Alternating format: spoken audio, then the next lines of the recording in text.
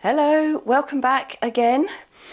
This is a little bit of a practice of some of the exercises that we are currently doing in our class of September to October 2024. This one is focusing on dumbwaiter and a couple of variations on dumbwaiter. We will have done perhaps a little bit of work to release across the top of the chest. So again, with a knobbly ball, you can do this either against the wall or just to gently work across the front of the chest, so just below the collarbone, and particularly into this sort of area here, just to free up and energize that area. And also, if you want to try doing that against the wall, you can use your body weight and possibly a bit of extra resistance. So it might be that you need a block just so that it gives you the room to move against the wall. So if I come across, no, I'll come this way. It's going to look really weird on the film, so I'm not going to do it for long.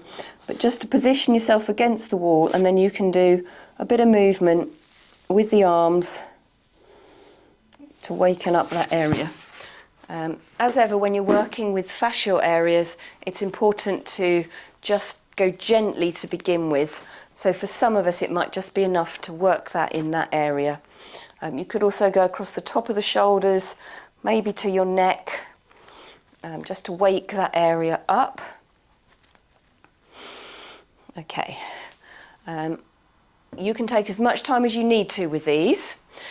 The next thing we're going to do is just to check in with our balance and making sure so your feet are hip joint distance apart. Remember, in previous videos I've talked about using your fist, put that between the two bones in the ankles and into your standing position. Find your neutral spine. Try and draw up nice and tall. Remember, hand into the head or head into the hand. Let's get it that way around. Try and grow as tall as you can, and then gently bring your arms so they are level, but you haven't drawn them back like this. Because the important thing to work with is not to flare through these ribs or lean back or sway back, yeah, or tuck your bum over that way. Okay, so when you've got that in position, think about your breathing technique.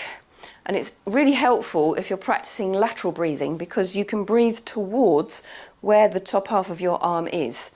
So from the shoulder to the elbow area, take a breath in there, then breathing out, take the arms round in a rotational move. Midpoint, breathe in, and then breathe out again. So we've got double arm. You could try single arm and just working with your breath. So you've breathed out. You could breathe in at your midway point, breathe out on the return journey. So that flows nicely. So the change or the progression that we can work with is to turn the palms in, so your thumbs are up. And then you're going to move so your hands go out as far as they're able. So for some, the range of movement will be here. Others, you may be able to go all the way around, where I can't at the moment. So go to that point, but don't flare through the ribs. Yeah. So keep that alignment. And then you're going to go from that position and lift up. Just into a W type position. And feel that the shoulder blades have moved slightly, drawn down and back towards the rib cage, and then you return down and back round to that position. So using your breath, a lateral breath in, as you breathe out, you go as far around as you can without losing alignment. And then you're still breathing out at this point, lift, and then you breathe in. And then you're breathing out as you come down and around. So those are the two exercises. I've just shown 1 or 2 repetitions. You pick as many as you want. The important thing is, as you do that rotation with the arm, that you're focusing on this lower part of your shoulder blade and asking it to come in and down, but keeping your rib cage nicely in line. Well done. Okay, thanks for joining me. See you in the next video or in class.